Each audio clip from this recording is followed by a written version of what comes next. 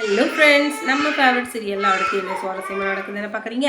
இந்த விஜயும் மல்லியும் வந்துக்கிட்டு யார்கிட்டையும் சொல்லாமல் கொள்ளாமல் அவங்க வீட்டுக்கு அவங்க சொத்து பத்து எல்லாத்தையும் முடிக்கிறோம் அப்படின்னு சொல்லிட்டு அவங்க பாட்டுக்கு கிளம்பி போயிட்டாங்க. அடப்பாவீங்களா, என்னடா இது, என்னை விட்டுட்டு இவன் எப்படி போகலாம், இவனுக்கு யார் அந்த தைரியத்தை கொடுத்தது அப்படின்னு சொல்லிட்டு இந்த ரேணுகா ஒரு பக்கம் தைய தக்கன்னு குச்சிட்டு இருக்கா. உடனே நம்ம கதிரேசன் வந்துக்கிட்டு, ஐயோ மாப்பிள்ளை இப்படி பண்ணிட்டாரே, போய் அந்த மல்லியை கூட்டிகிட்டு அந்த வீட்டுக்கு போயிருக்காரு, நம்ம பொண்ணை கூட்டிகிட்டு போயிருந்தா கூட ஏதோ பரவாயில்ல அப்படின்னு சொல்லிட்டு இருந்திருக்கலாம். ஆனால் இப்படி பண்ணி போட்டாரு, என்ன பண்ணுறது அப்படின்னு சொல்லிட்டு மாப்பிள்ளைக்கு ஃபோனாக போகிறாரு.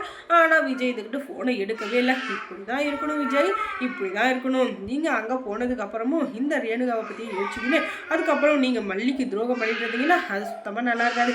கொஞ்சமாச்சு கூரோடு நடந்துக்கோங்க. அப்படி இல்லைன்னு வச்சுக்கோங்க, நீங்கள் மல்லிக்கு துரோகம் பண்ணுறதா அப்படின்னு நினச்சிக்கிட்டு கடைசியில் உங்கள் வாழ்க்கையை நீங்கள் இழந்துருவீங்க. அதுவும் இல்லாமல் இந்த ரேணுகா உண்மையானவங்களும் கிடையாது, அவள் ஒரு சுடர் அப்படின்ற பேரை வச்சுக்கிட்டு உங்களை ஏமாற்றிட்டு இருக்கா.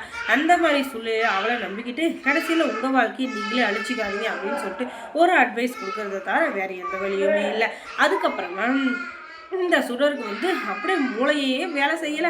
ஐயோ அங்கே என்ன நடக்குது எது நடக்குதுன்னு தெரியல. இந்த விஜய் நம்மளை விட்டுட்டு போயிட்டோம், திரும்ப வருவானா வரமாட்டானா, அதுவும் இல்லாமல் நம்மக்கிட்ட பேசுவானா பேச மாட்டானா, அதுக்கப்புறம் நம்மளை ரேணுகான்னு சொல்லிட்டு நம்ம பின்னாடியே சுற்றுவானா சுத்த மாட்டானா அப்படின்னு சொல்லிட்டு 1008 கேள்வி அவன் மண்டைக்குள்ளே ஓடிக்கிட்டே இருக்கு. என்ன பண்ணுறது அவன் மண்டை முழுக்க அதுவே தான் இருக்குது. அங்கே என்ன நடக்குதுன்னா அடுத்த பாகத்தில் இந்த ராஜேஸ்வரியை கதி கலங்க வைக்கிற மாதிரி அவங்க வீட்டில் போய் இவங்க செட்டில் ஆகிட்டாங்க.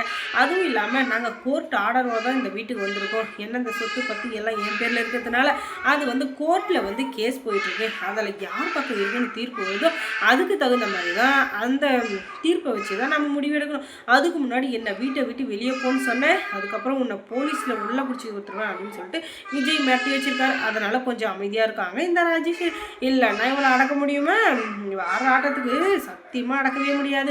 அதுக்கப்புறமா அங்கே என்ன நடக்குது அப்படின்னு சொல்லிட்டு பார்த்தீங்கன்னா கதிரேசன் வீட்டில் இந்த சுடர் இருந்துக்கிட்டு இதில் என்ன சூழ்ச்சி நடக்குது என்னன்னே தெரியல, நமக்கு விஜய் வேணும், விஜயை விட்டுட்டோம் அதுக்கப்புறம் சொத்து பற்றி எதையும் நம்மளால் அனுபவிக்க முடியாது, நம்ம வாழ்க்கையும் நம்மளை விட்டு போயிடும் அப்படின்றதுக்காக என்ன பண்ணலான்ட்டு யோசிக்கிறப்ப தான் இந்த இவருக்காலையா அவங்க தங்கச்சி அவளுடைய ஃபோனில் ஃபோனில் ஏதாச்சும் இருக்குமோ அப்படின்னு சொல்லிட்டு இருந்துக்கிட்டு ஃபோனை எடுத்து பார்க்குறா. அதில் பார்த்தா ராஜேஸ்வரி அப்படின்ற பேர் முன்னாடியே இருக்குது. அதுவும் இல்லாமல் அடிக்கடி ராஜேஸ்வரியோட ஃபோன்லேருந்து இவங்க காலுக்கு ஃபோன் வந்திருக்கு.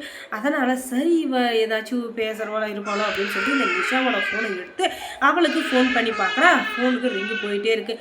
ஆனால் அவங்க எடுக்கலை. ஆனாலும் இந்த ராஜேஸ்வரி அடிக்கடி இந்த நிஷாவுக்கு ஃபோன் பண்ணியிருக்காங்கன்னா 2 பேரும் ஃப்ரெண்டாக தான் இருப்பாங்க போல் அப்படின்னு சொல்லிட்டு மறுபடியும் கால் பண்ணுறேன். அதுக்கப்புறமா அந்த ராஜேஸ்வரி எடுக்கிறாங்க.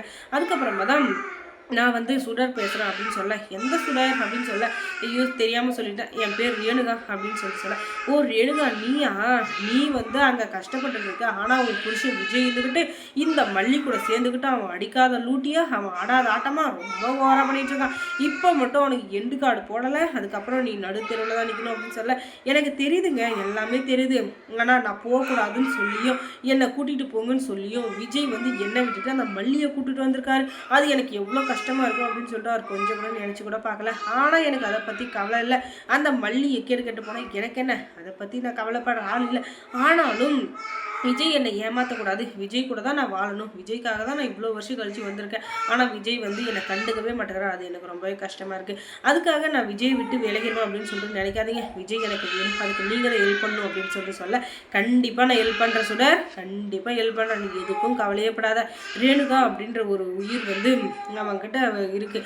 அந்த உயிரை யாராலையும் பிரித்து எடுக்க முடியாது. அதனால் நீ எதுக்கும் கவலைப்படாத, என்னோட உயிரை கொடுத்தாவது நான் அவனோட சேர்த்து வைக்கிறேன் அப்படின்னு சொல்லிட்டு பொய்யா ஒரு இதை நம்பிக்கையை கொடுக்குறேன் இந்த ராஜேஸ்வரி. அது எதுக்காக அப்படின்னு சொல்லிட்டு பார்த்தீங்கன்னா அந்த சொத்து பற்றி எல்லாமே இவன் சுயநினைவு இல்லாத இருக்கிறதுனால இவளுக்கும் கொடுக்காத, கடைசியில் மல்லிக்கும் கொடுக்காத. மல்லி 1008 கேள்வி கேட்டு அந்த சொத்தை அனுபவிக்கிறதுக்கு எப்படியும் பார்ப்பா. அதனால் அவளுக்கும் அது கிடைக்கூடாது, இந்த ரேணுகாவுக்கும் கிடைக்கூடாது அப்படின்றதுக்காக தான் அவள் கூட கூட்டணி போடுறான். ஆனால் இந்த சுடர் எப்பேற்பட்ட கில்லாடி அப்படின்றது அவளுக்கு தெரியாது.